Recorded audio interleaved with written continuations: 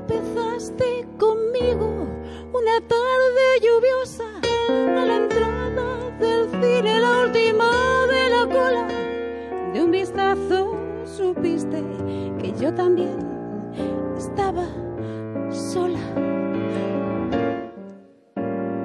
Te gustaban las pelis de antros llenos de humo, de rubias que dan miedo y ricos con trapos sucios. Buscabas la canción que pudiese silbar un detective.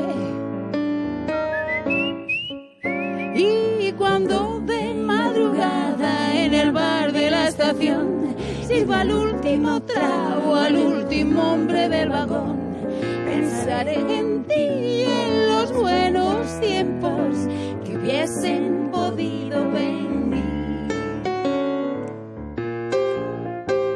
Cuando bajas la guardia vuelve la realidad, siempre sórdida y triste, siempre sucia y vulgar. Cuanto más dulce el sueño, más amargo se vuelve el despertar.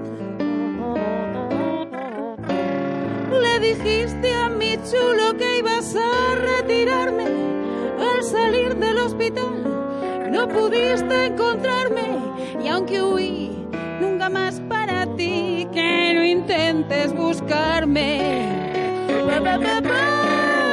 Y cuando de madrugada en el bar de la estación sirva el último trago al último hombre del vagón, pensaré en ti y en los buenos tiempos que hubiesen podido venir.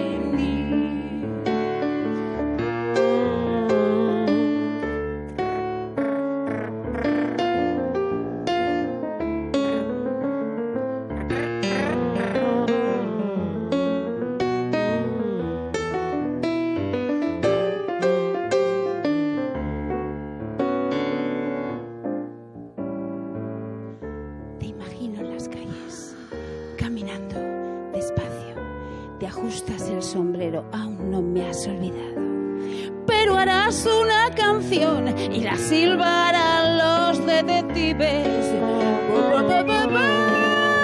Y cuando de madrugada en el bar de la estación sirva el último trago al último hombre del vagón, pensaré en ti